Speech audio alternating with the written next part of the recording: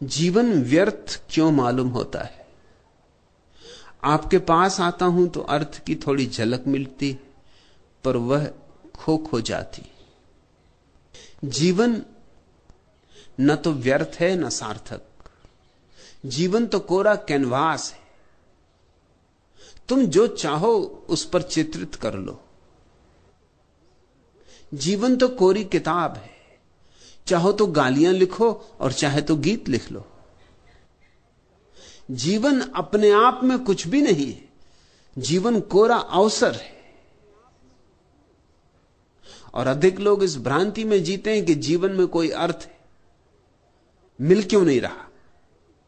जीवन में अर्थ होता नहीं, डालना होता है। जितना डालोगे उतना मिलेगा, उससे ज्यादा नहीं।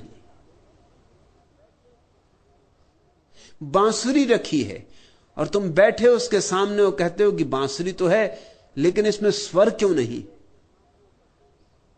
बांसुरी में स्वर होते नहीं, जन्माने होते, जगाने होते, डालने होते, उमगाने होते। रखो ओंठ पर और बजाओ इसे और अपूर्व संगीत पैदा होगा। जीवन में कोई रेडीमेड अर्थ नहीं है कि चले रेडीमेड की दुकान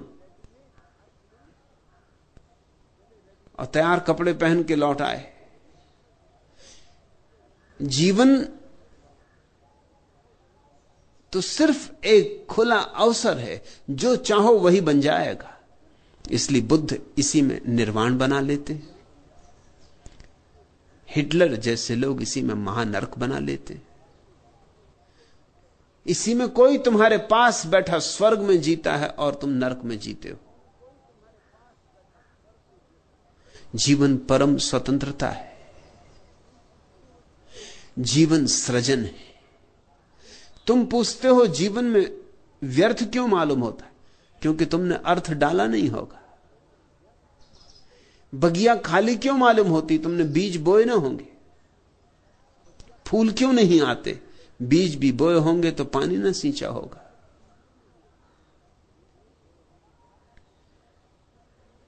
सृजनात्मक बनो तो अर्थ होगा।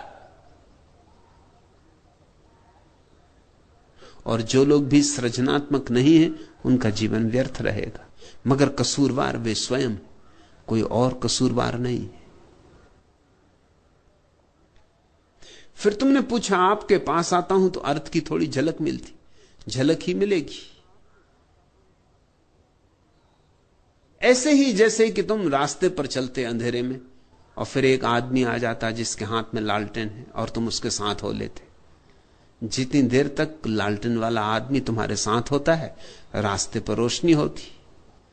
फिर आ गया चौराहा और उस आदमी ने कहा, नमस्कार भाई, अब मैं अपनी राह चला। फिर घन घोर अंधेरा है। अब तुम हैरान होते हो कि अभी तक थोड़ी झलक थी, अब घनघोर अंधेरा क्यों? मेरे दिए की रोशनी में थोड़ी देर चल सकते हो, मगर वो तुम्हारे दिए की रोशनी नहीं। तुम्हारे दिए की रोशनी होगी तो ही सदा रोशनी तुम्हारे सांस रहेगी, नहीं तो झलकें मिलेंगी। बगीचे में गए तो सुगंध मालूम पड़ेगी, फिर घर गए वहां कहां सुगंध मालूम पड़ेगी, जब तक कि तुम्हारा घर भी बगीचा ना बन जाए। मेरे पास बैठोगे थोड़ी देर तो मेरी मस्ती तुम्हें आच्छादित करेगी, मेरे गीत तुम्हारे गान बनेंगे, मेरे प्राणों के साथ तुम्हारा थोड़ा सा संबंध जुड़ेगा, थोड़ा सत्संग होगा, थोड़ा रस बहेगा, थोड़ा तुम भी चखोगे, थोड़ी बूंदाबांदी होगी। मगर इससे केवल इतना ही समझना कि बूंदाबांदी हो सकती है, रोशनी हो सकती है, रस हो सकता है। अब मैं इसे कैसे पैदा करूं? अगर मैं पैदा कर सकता हूं तो तुम भी पैदा कर सकते हो। मैं तुमसे जरा भी भिन्न नहीं हूं, तुम मुझसे जरा भी भिन्न नहीं हो। जो मेरे भीतर संभव है वो तुम्हारे भीतर संभव है।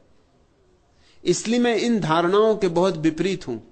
हिंदू कहते हैं कि राम अवतार हैं, ऊपर से आए। अवतार का मतलब ही होता उतरे, अवतरित हुए। मैं इस बात के पक्ष में नहीं, क्योंकि अगर राम अवतार है और उनमें अगर सुगंध है तो हमारे किस काम की? वो तो अवतार हैं, आकाश से आए हैं, ठीक है। हम तो आकाश से आए नहीं, हम तो जमीन से ही उगे। कृष्ण अवतार है। नहीं, अवतार की धारणा मुझे पसंद नहीं। मुझे तो जैनों के तीर्थंकर की धारणा ज्यादा पसंद है। तीर्थंकर का अर्थ होता है अवतार नहीं, हमारे बीच ही पैदा हुए, हम जैसे ही लोग, ठीक हम जैसे लोग, लेकिन फिर उनके जीवन में फूल खिले, उससे भरोसा बनता है। अगर तुम्हारे जैसे ही व्यक्ति के जीवन में फूल खिल सकते हैं, तुम्हारे ही जैसे मांस मज्जा का बना हुआ व्यक्ति, तुम्हारे ही पृथ्वी का अंग, तो तुम्हारे भीतर भी फूल खिल सकते हैं। तीर्थंकर का अर्थ है जो अपनी ही चेष्टा से तीर्थ बना, जो था ठीक तुम जैसा, लेकिन एक दिन कुछ उसके भीतर घटा कि वह रोशन हो उठा। महावीर, बुद्ध, पार्स, नेमी, ये तुम जैसे ही लोग हैं, अवतार नहीं। इनका अवतरण नहीं हुआ, ऊर्ध्व गमन हुआ है। ये आकाश की तरफ उठे, पैदा हुए थे जमीन से। तुम भी जमीन से पैदा हुए हो, तुम भी आकाश की तरफ उठ सकते हो।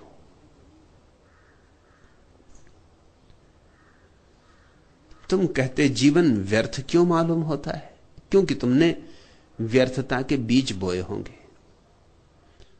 लोग बीज ही व्यर्थता के बो रहे हैं। कोई धन कमा रहा है, अब धन से कहीं जीवन सार्थक हुआ है?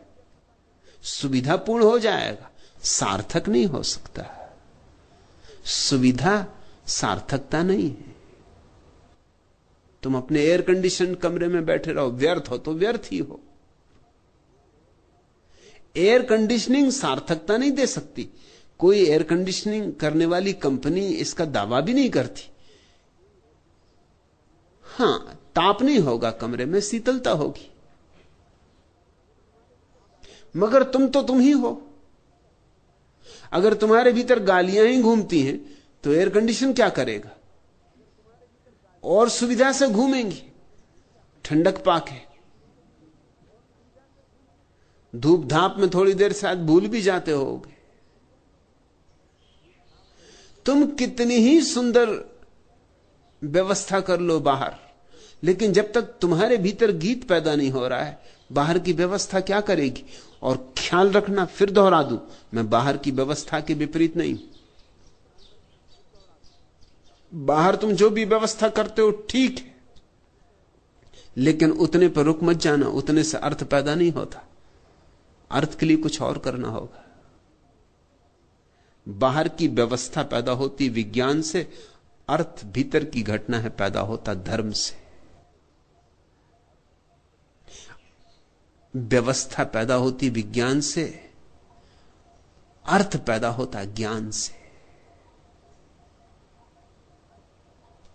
सुविधा पैदा होती है बाहर के आयोजन से,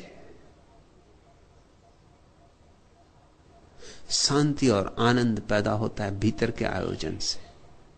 तुमने भीतर के लिए किया क्या है? धन कमाया, मकान बनाया, बच्चे हैं, परिवार है, सब ठीक, और मैं इनमें से किसी का विरोधी नहीं हूं, मगर भीतर के लिए तुमने क्या किया? भीतर भांवर डाली, भीतर बजी सहनाई, भीतर उस प्यारे को तलाशा, भीतर मारे 7 फेरे। तुम देखते हो 7 फेरे मारने पड़ते हैं जब विवाह होता। ये भीतर के 7 फेरों के बाहर प्रतिबिंब मात्र है, क्योंकि भीतर 7 चक्र हैं मनुष्य के जीवन में, और प्रत्येक चक्र का फेरा लग जाए तो तुम सहस्त्रार तक पहुंचते हो। भीतर के 7 चक्र ही बाहर के 7 फेरे बन गए, और 7 फेरे बांधने पड़ते हैं अग्नि के चारों तरफ। भीतर के 7 फेरे भी भीतर की अग्नि को जगा के डालने पड़ते हैं। और भीतर की अग्नि जगती है प्रभु की प्यास से, प्रज्वलित प्यास से। जैसे कोई मरुस्थल में भटका हो और प्यास लगे, तो उसकी प्यास साधारण प्यास नहीं है, आग है। ऐसे ही जब तुम्हारे जीवन में परमात्मा की प्यास जगती, उसके बिना एक क्षण जीना संभव नहीं, तो तुम्हारे भीतर अग्नि पैदा होती, अग्नि प्रज्वलित होती। वही असली यज्ञ है। और उस यज्ञ के चारों तरफ जब तुम 7 फेरे पूरे कर लेते हो, तो सहस्त्रार में अर्थ का कमल खिलता है। तुम पूछते हो जीवन में अर्थ क्यों नहीं? तो क्योंकि तुमने पैदा नहीं किया है। और आपके पास आता हूं तो अर्थ की थोड़ी झलक मिलती, झलक ही मिलेगी, यह भी कुछ कम नहीं। झलक मिलती तो भरोसा आता है कि अर्थ हो सकता है, फिर अर्थ पैदा करना पड़ेगा। झलक पर ही निर्भर मत रह जाना। वो तो तुम किसी बड़े वीणा वादक को सुनोगे तो मस्त हो जाओगे, फिर घर जाके तुम ये मत सोच लेना कि तुम वीणा वादक हो गए। फिर वीणा वादन सीखना होगा। उस मस्ती ने तुम्हें एक याद दिला दी, सच। उस मस्ती ने तुमसे यह कहा कि वीणा से ऐसा चमत्कार हो सकता है। और वीणा तुम्हारे घर में भी रखी है, और तुम्हारे पास भी अंगुलियां हैं वैसी ही जैसे वीणा वादक के पास। लेकिन अंगुलियों और वीणा के तार में थोड़ा संबंध जोड़ने का अभ्यास करना होगा। वही अभ्यास साधना है। तू उठा तो उठ गई सारी सभा, सिर्फ मंदिर थरथराता रह गया। स्वप्न की डोली उठा आंसू चले, धूल फूलों की जवानी हो गई। शाम की स्याही बनी दिन की खुशी, देह की मीनार पानी हो गई। तू गया क्या हाय बेमौसम यहां, एक बादल डबडबाता रह गया। तू उठा तो उठ गई सारी सभा, सिर्फ मंदिर थरथराता रह गया। हाथ जब थामे खड़ा था पास तू, पांव पर मेरे झुका संसार था। हर नजर मेरे लिए बेचैन थी, हर कुसुम मेरे गले का हार था। तू नहीं तो कुछ खिलौने के लिए एक बचपन छटपटाता रह गया। तू उठा तो उठ गई सारी सभा, सिर्फ मंदिर थरथराता रह गया। प्यार दुनिया ने बहुत मुझको किया, पर लगन तुझसे लगी टूटी नहीं। लाल हीरे भी बहुत पहने मगर मूर्ति तेरी हाथ से छूटी नहीं। क्या कहूं हर आईने को किस लिए, शक्ल में तेरी दिखाता रह गया। तू उठा तो उठ गई सारी सभा, सिर्फ मंदिर थरथराता रह गया। कल विदा जो ले गया था घाट से, खिल गया है वह कमल फिर ताल में। नील से कल जो खिली थी, नीम से कल जो निबोरी थी छुटी, है लगी वह झूलने फिर डाल में। एक में ही जो यहां तुझसे बिछोड़, रोज आता रोज जाता रह गया। तू उठा तो उठ गई सारी सभा, सिर्फ मंदिर थरथराता रह गया। एक परमात्मा तुम्हारे भीतर हो तो मंदिर भरा हुआ है, और एक परमात्मा तुम्हारे भीतर ना हो तो कुछ भी नहीं है, सूनी अंधेरी रात है, अर्थहीन, पुष्पहीन, ज्योतिहीन। तमसो मां ज्योतिर्गमे। हे प्रभु, मुझे अंधकार से प्रकाश की ओर ले चल। अस्तो मां सदगमे। हे प्रभु, मुझे असत से सत की ओर ले चल। मृत्योर्मा अमृत गमे। हे प्रभु, मुझे मृत्यु से अमृत की ओर ले चल। प्रभु के बिना मृत्यु हो तुम, प्रभु के बिना असत्य हो तुम, प्रभु के बिना अंधकार हो तुम। तू उठा तो उठ गई सारी सभा, सिर्फ मंदिर थरथराता रह गया। उसके बिना तो तुम केवल एक मंदिर हो कपते हुए, बिना देवता का मंदिर। अर्थ क्या उसमें? संगीत कहां उसमें? समारोह कहां उसमें? पुकारो मंदिर के देवता को।